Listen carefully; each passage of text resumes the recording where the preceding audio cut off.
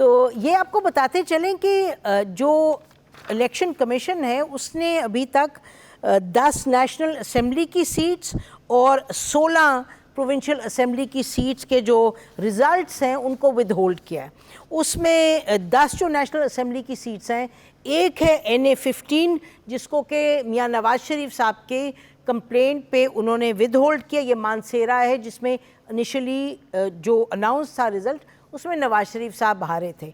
इसी तरीके से 9 जो हैं PTI के जो कंटेस्टेंट्स हैं उन्होंने एप्लीकेशन दी और उन्होंने कहा जो हम हारे हैं वो गलत हारे हैं, और सब ने मामला उठाया है फॉर्म 45 का। और प्रोविंशियल असेंबली में 16 सीट्स का जो रिज़ल्ट विद होल्ड किया, ये तमाम के तमाम PTI ने कंप्लेंट्स की थी। तो ये आपको बता दें। और अभी जो हम बात यहाँ कर रहे हैं तो बिलावल हाउस लाहौर में एक बड़ी डेलीगेशन गई है PMLN की तरफ से, लेड बाय शहबाज शरीफ साहब और एहसन इकबाल साहब हैं, साद रफ़ीक साहब हैं, मलिक अहमद हैं, आज़म नज़ीर तारड़ हैं, और ये आसिफ अली जरदारी साहब, बिलावल भुट्टो और उनकी डेलीगेशन को मिलने गए हुए हैं। अच्छा अतर, आपके पास आते हैं, हम थोड़ा सा कर रहे हैं कि राउंड अप करें ज़रा, और आप बताइए कि आप इन इलेक्शंस को कैसे देखते हैं? देखिए, इन इलेक्शंस को मैं पाकिस्तान की जो अवाम है उनका इलेक्शन देखता हूँ, इसलिए कि मेरे ख्याल में पहला ऐसा इलेक्शन होगा कि जहाँ पे ऐसे लोग भी जीते हैं जिन्होंने बहुत ज़्यादा पैसा नहीं लगाया। पहली दफ़ा तारीख में ऐसे लोग जीते जो शायद अपने हलकों में भी ना गए हों, जिनके ऑफिस भी नहीं है। इसमें ऐसी ख्वातीन जीती हैं जिनके लिए बड़ी ज़्यादा मुश्किलात थी। तो ये कमज़ोरों का इलेक्शन था, ये ख्वातीन का इलेक्शन था, ये हर उस बंदे का इलेक्शन था कि जिसको कहा गया था कि ये कभी भी नहीं जीत सकता, ऐसा कभी भी नहीं होगा। इलेक्शन डे की एक साइंस होती है, ये हमें बताया गया कि उस दिन आपको लोगों को निकालना पड़ता है, आपको उससे पहले बड़ी कैंपेन करनी पड़ती है। इधर देखें, करोड़ों के जलसे हुए, बड़ा पैसा लगा, बड़े बड़े स्टेज बने, मरियम बीबी ने आके खिताब किया।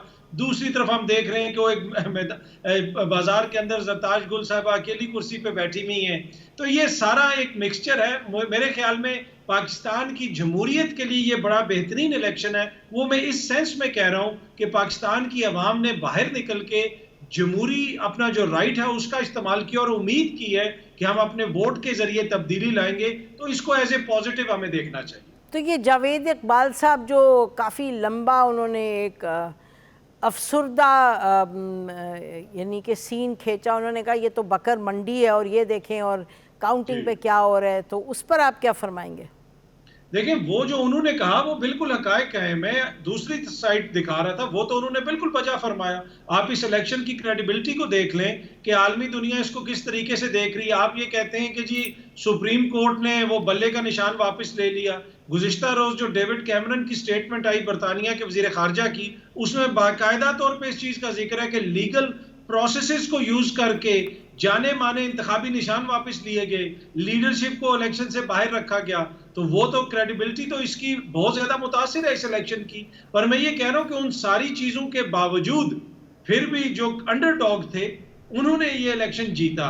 और वो किस तरह जीता? इसलिए कि पाकिस्तान की आवाम ने कहा कि हम अपने वोट के जरिए तब्दीली लाएंगे। तो उसको मैं एज ए पॉजिटिव देख, ठीक है, उसको पॉजिटिव देख रहे हैं। और ये मैं नाज़रीन कहती चलूँ कि यकीनी तौर पे हम बात करते हैं कि बाहर की दुनिया किस तरह रिस्पॉन्ड करती है, तो ज़ाती तौर पे हमें यही समझ आई है इतना देख के, 3-4 दहाई पाकिस्तान की सियासत देख के, कि सबसे पहले मामला है हमारा अपना पाकिस्तानियों के लिए किसी चीज़ की क्रेडिबिलिटी क्या है। तो ठीक है, बाद में देखा जाएगा बाहर कैसे दुनिया देख रही है, लेकिन हमारे यहाँ अगर क्रेडिबिलिटी नहीं है तो क्रेडिबिलिटी नहीं है। लेकिन पीजे, क्रेडिबिलिटी जो भी हो, अल्टीमेटली आप देख ही रहे हैं कि ये इन्होंने बड़ा अच्छा खाका खींचा है और सही कहा कि अच्छा इलेक्शन था, it was an election of peoples mandate. लेकिन अब वो मैंडेट जो है किन हालात में वो इंटैक्ट रह सकता है, क्योंकि पिछले 2-3 दिनों में उसका इंटैक्ट ना रहना है जो डिस्कशन का पॉइंट है। बिल्कुल सही, उन्होंने एक बड़ी इंपॉर्टेंट बात की है कि ये जो मिथ थी पैसे की, ये इस इलेक्शन पे नहीं चली। हाँ। वो टूटी है। सही बात। तो आपका इलेक्शन पैसे के बगैर भी हो सकते हैं, proviso you have somebody to look up to. एक दूसरी चीज़ है कि हम बात करते हैं PDM 2। नो, PDM 2 नहीं है, अब लाडला 2 होगा। या लाडला 2 कौन बनेगा? आपने पहले लाडला 1 बना दिया था ना, तो आज भी लाडला 2 ही बनेगा, वैसे कोई नहीं आएगा। क्योंकि जिस तरह अभी आपने कहा कि इतने लोग उधर गए, वो क्या करने गए, वहाँ ये होगा अच्छा आप ये बन जाएं, आप ये बन जाएं, तो बात तो वहीं उस दरवाजे के अंदर पाकिस्तान की जो फेट है वो उस कमरे के अंदर सील हो जाएगी। वो ये होगा, वो ये होगा, वो ये होगा, एंड ऑफ द स्टोरी।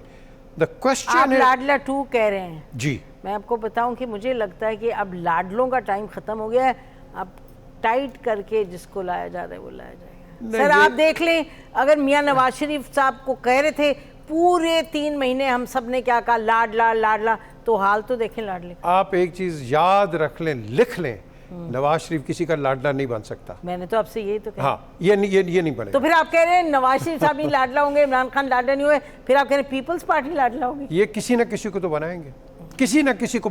देखें ना, 141 सीटें आपकी पूरी हैं, मुझे बताएं, पंजाब के अंदर ही हैं।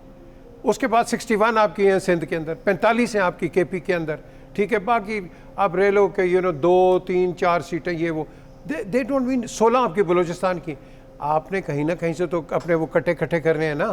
तो ये जिस तरह वो, मुझे याद है कि वो हिस्ट्री अगर आप पढ़ें तो आगा खान ने कहा था बरतानिया की ब्रिटिश गवर्नमेंट को कि मैं जी आपको 500 घोड़ा देता हूँ, फिर 1953 के अंदर उसको आपने हिज एक्सेलेंसी बना दिया। चलें जी, देखते हैं, ब्रेक लेते हैं नाज़रीन। ये तो क्लियर है कि एक पीपल्स मैंडेट थी, उसने एक लाडला आपको दिया है, पीपल्स मैंडेट से एक लाडला है, और पीजे साहब फरमा रहे हैं कि एक और भी लाडला बनेगा। हमें लगता है कि इस्टेब्लिशमेंट अब लाडले कम बनाएंगी, इस्टेब्लिशमेंट अब कहेगी फॉल इन लाइन, और जो बात सही है हमारे मुताबिक जो सही है वो करें।